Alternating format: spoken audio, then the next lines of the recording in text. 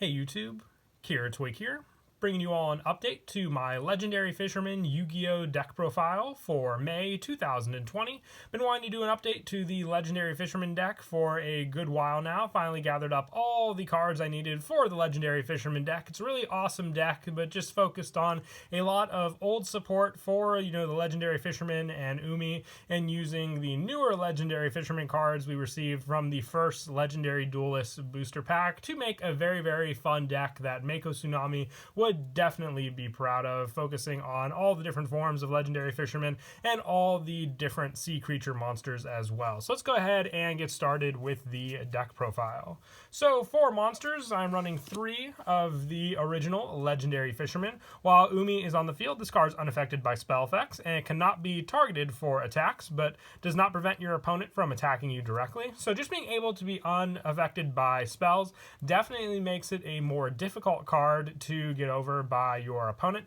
especially if they don't have, the means for any of their strong monsters or any of the traps to get over this card. But you also have to remember it also means that your own spells won't work on this card also, but just something you have to remember when using this card altogether as well. It's just unaffected by the spell effects, cannot be targeted for the attacks, but still very, very useful for sure.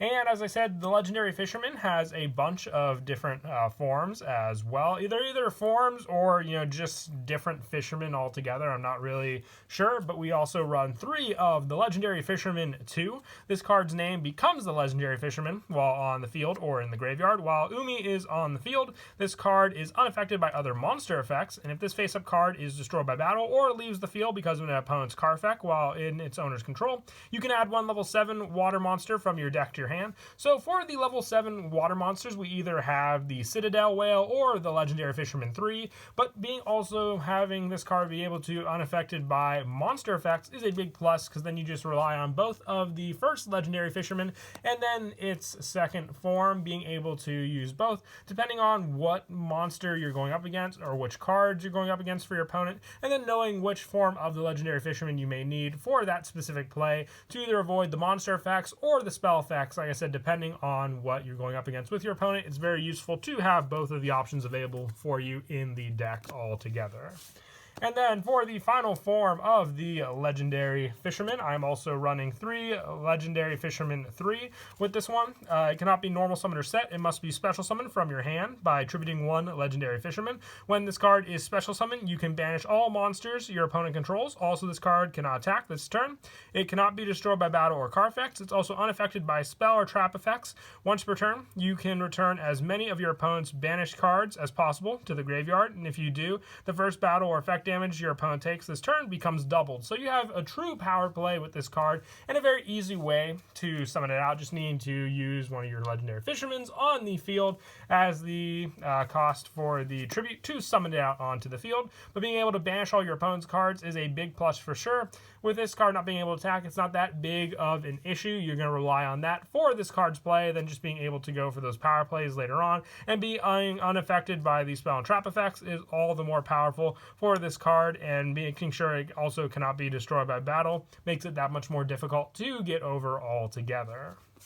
And then for the final boss monster in the deck, just having the creature that the Legendary Fisherman wants to fight against is the Citadel Whale, which we're also running 3 of. If this card is in your hand or graveyard, you contribute 2 water monsters to special summon this card. You can only use this effect of Citadel Whale once per turn. If this card is special summon, you can set 1 Sea Stealth attack directly from your deck, and once per turn, your opponents, when they activate a card or effect that targets 1 water monster you control and no other cards, quick effect, you can negate the activation if you do destroy that card. So Citadel Whale is a great way to protect your cards altogether, but also be able to, prevent your opponent from attacking into those cards. Using our Sea Stealth attack, we create the true wall of defense against your opponent altogether with this card, and that trap card being, I would say, definitely a better version of Tornado Wall, setting up Umi as well on the field, and just being a very easy way to set it up for the special summon, with this card also just being a great discard cost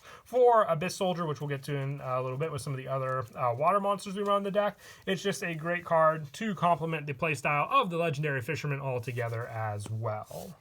And I run 3 of it just so we always have that option to set it up, because you never know with cards like Call by the Grave, your opponent may have that option just to, banish it from the graveyard. You want to have other options in case that ever pops up to have more monsters to go into. For some of the other cards to assist with the plays in the deck, I run 3 Warrior of Atlantis. You can discard this card to add 1 Legendary Ocean from your deck to your hand. Legendary Ocean is the card that's always treated as Umi, so we run this card over it, just being the better spell card. So just having a search option for the card is altogether a big plus for sure as well. With 3 Warrior of Atlantis, just being able to have that search power for the card in the deck for sure, altogether for those options. So definitely want 3 of it as that search option to go for. And another great monster just to normal summon into, I run 3 Abyss Soldier. Once per turn, you can discard 1 water monster to the graveyard to target 1 card in the field, return it to the hand. So just that bounce effect for the once per turn Abyss Soldier means you can also set up cards like Citadel Whale in your graveyard to then special summon back out, especially if you, let's say, normal summon Abyss Soldier after you already have another monster on the field. Being able to normal summon it and then discard to bounce one of your opponent's more troublesome cards and then go for that option also. So I definitely like to run 3 of it. It's a great option, just needing the 1 water monster to discard for it, which we run plenty of in the deck altogether as well. And then also, just to finish off the monsters for the main deck, just as another great way to shut down my opponent's plays, I also run 3 Barrier Statue of the Torrent. No monsters can be special summoned except for water monsters, which can help and definitely shut down your opponent, since all we really have in the main deck are water monsters, meaning if we get this card out on the field, it's just that much more difficult for our opponent to special summon. So even if they have to swing over it with one of their other monsters, it still saves us a battle phase of us having stronger monsters out on the field that they also have to deal with altogether. But first, getting over this Barrier Statue and having other cards that can boost the attack of our other cards in the deck is a big plus for sure also. But that is it for the monsters. We'll now move on to the spells. I run 3 A Legendary Ocean. This is the field spell of the deck. This card's name is always treated as Umi. All water monsters on the field gain 200 attack and defense. You reduce the level of all water monsters in both players' hands and on the field by 1. So just remember, with the Legendary Fisherman on the field, it won't be reduced by 1 for this one, since it is unaffected by spell effects. But just being that option gives us more easier ways to summon out some of the other ones from our hand onto the field for sure.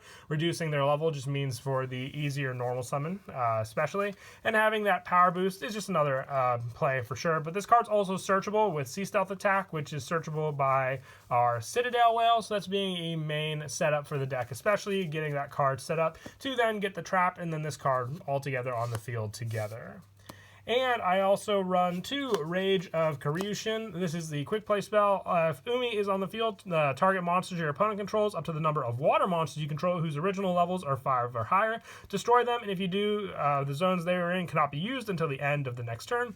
You can only activate 1 Rage of Karyushin once per turn. So I'm only running 2 of this because you are restricted to the higher level monsters, meaning Link monsters or Exceeds won't work sadly with this. But with more and more cards being used for Master Rule, I still do like to run it in the main deck, just because then it also basically floods those monster zones from being used by your opponent altogether, which is that much more scary as well. So definitely like it as that option, and it's very easy just to have Umi set up on the field with all the other different cards that can search this card out also.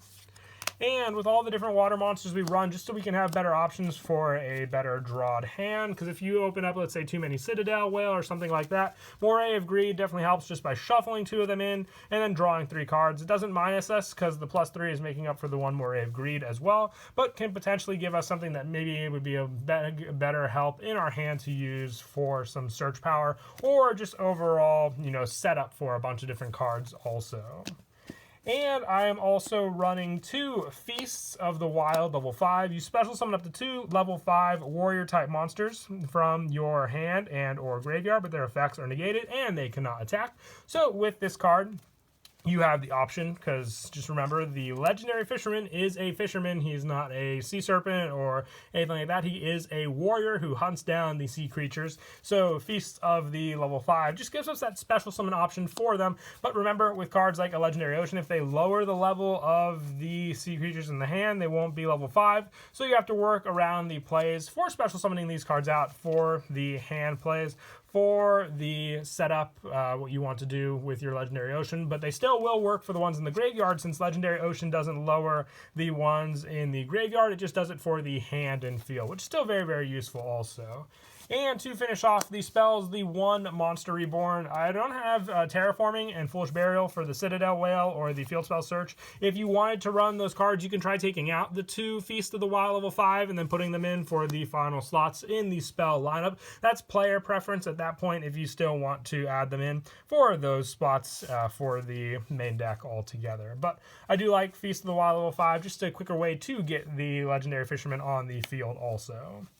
And that's it for the spells. Moving on to the traps, I run 3. Sea Stealth Attack, probably the best trap card we have in the deck. When this card is activated, you can activate 1 Umi from your hand or graveyard. While Umi is on the field, this card face up gains these effects. Once per turn, you can banish 1 water monster you control until the end of phase. And this turn, face up spell and traps you control cannot be destroyed by your opponent's card effects, even if this card leaves the field. And at the start damage step, if your water monster, whose original level is level 5 or higher, battles an opponent's monster, destroy that opponent's monster. So it's basically a better tornado wall, creating that wall against your opponent with your bigger sea creatures on the field, whether it is the Citadel Whale or any of the Legendary Fishermen as well. So definitely having this for the search power and the setup is a big plus as well to rely on for the deck altogether.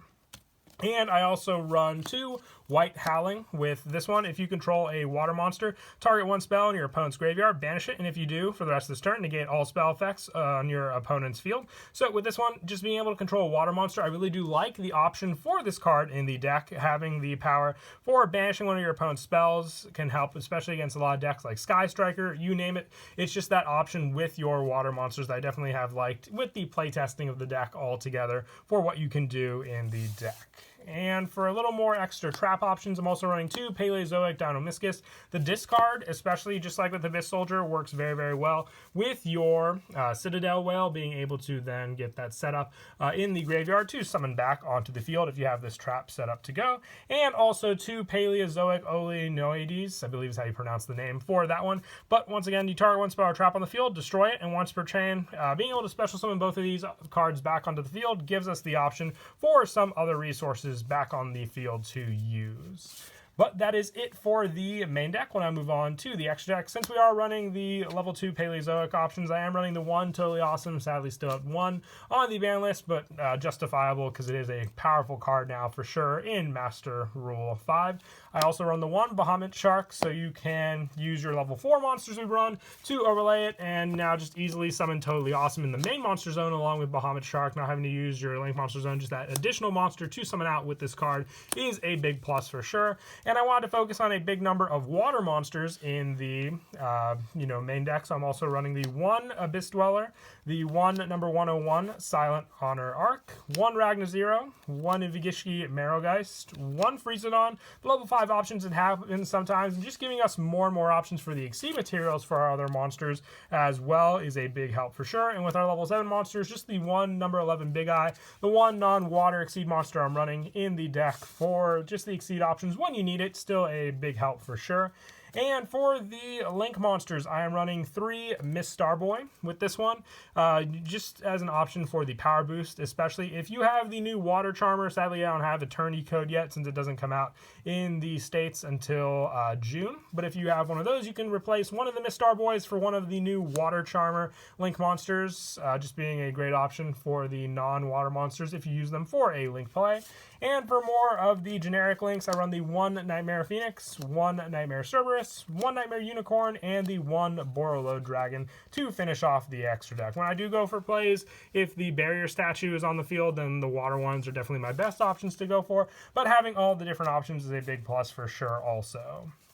And one of my favorite plays still with the overall setup is just with the Abyss Soldier, the Legendary Fisherman 2, the Citadel Whale, and using the Feast of the Wild level 5s. If you have the option for all these cards, or even just the additional Legendary Fisherman in your hand also, you can activate by first normal summoning your Abyss Soldier, and then using the effect to bounce one of your opponent's cards by discarding a card. It can either be any of the Legendary Fisherman's in your hand or the Citadel Whale. You can activate then Feast of the Wild level 5 to special summon the 2 onto the field. And you have to remember that Umi cannot be activated beforehand, otherwise it'll reduce the level of the 1 Fisherman and you won't be able to use it.